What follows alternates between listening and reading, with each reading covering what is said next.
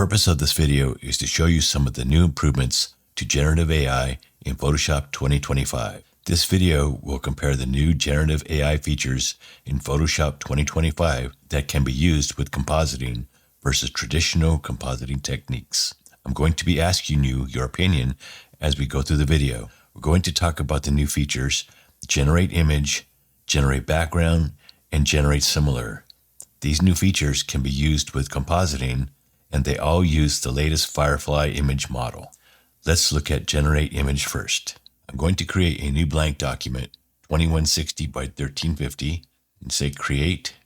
And to generate an image from scratch, you can either come up to the top of the toolbar, to the edit menu, and click on generate image, or you can come over here to the toolbar on the left at the very bottom and generate an image using a text prompt.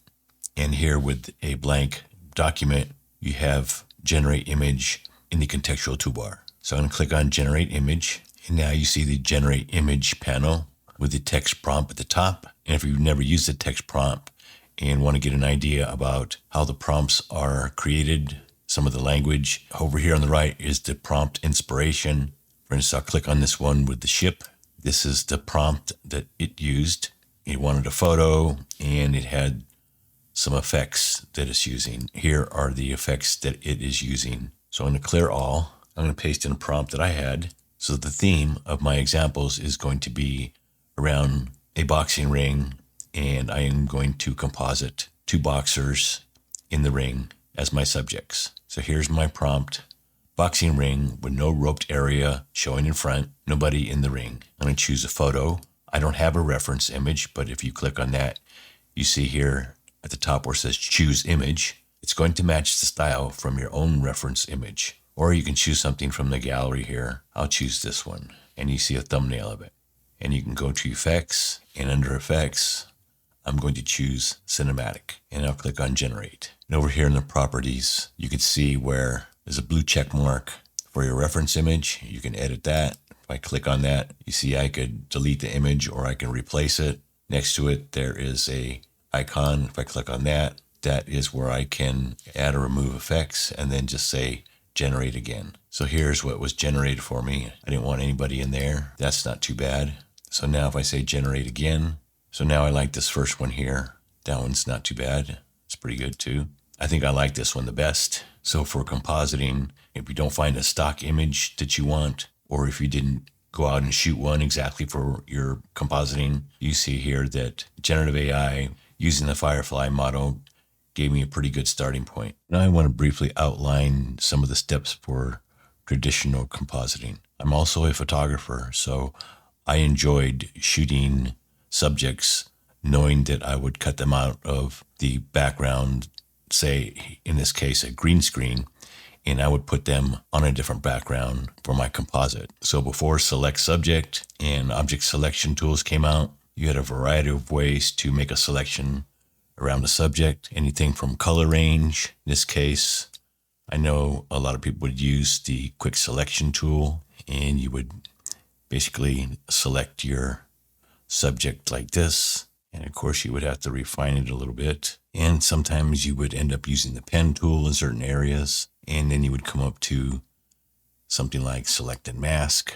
You would try to refine the edges, and then you would output your new layer with a layer mask. Then as things progressed in Photoshop, you had the object selection tool, and you could have that select subject. If you needed to go into select and mask, you can do it at that point. A lot better cutout there, especially if you had a subject that was female that had a lot of fine hairs and were there at the same place with a cutout and a layer mask. Technology is much better, but let me know in the comments if you actually miss making selections with the quick selection tool or other methods like the pen tool, that art of cutting something out and feathering the edges. Let me know if you miss that, as opposed to the newer features like select subject and remove background. So here's both subjects cut out. There he's on a white background, just the subject is cut out, and on a white background just to see how it looks. So now we're going to add these subjects to our background. With my move tool, I hold down Shift and click and hover over the background, let it go. Say Command T, 0 gives me my handles so I can scale it down, something like this. And I'll do that for the other image as well. So now I want to get an idea of how large I want to make my subjects. One of the ways is to determine the perspective or the horizon line in the scene. So what I did is I used the line tool and I drew a line on the angle of these ropes all the way across, and then on the other side, the other rope where they intersect is the horizon line, and I drew another line all the way across. So this is what they call camera level, and that's going to help me determine the size of my subjects. And you can see here the line is right about belt level or so. So that looks like it's the horizon line here. And these are smart objects, so I can scale it up and down without losing resolution. Now I want to match the color of the subject to the background. And how I did that is I added a curves adjustment layer, and that is clipped to layer below in this case. And I did the same for subject 1. And the way I did that, go to the properties of the curve adjustment layer, click on option, click on auto, and you see I'm using fine, dark, and light colors. Then I double click, use the sampler to sample the shadows, and I come down here to the highlights, do the same thing, choose an area down here for some of the highlights, and just say okay. I also changed the blend mode to color. You can see the subject on the right. As I turn that on and off, you see their color changing. Then above that, I added a hue and saturation adjustment layer to take down some of the saturation, and I did that to both subjects. These are all clipped to the layer below. Then I added a color lookup on top of that. So at this point, the subjects are matched to the background. And let me ask you at this point, and this is before generative AI, would you have used the harmonized neural filter to do this instead of the layers that I use for the color adjustment? So just as an example, if I take all these color adjustments off and just come up to filter, neural filters, click on harmonize, select layer 0, and you can see the subject on the right has changed, and you can adjust the strength or even the saturation on this also. So that's what the neural filter would have done in one step. Let me know in the comments if that's the way you would have gone or used the adjustment layers like I did. And then I added a shadow underneath each of the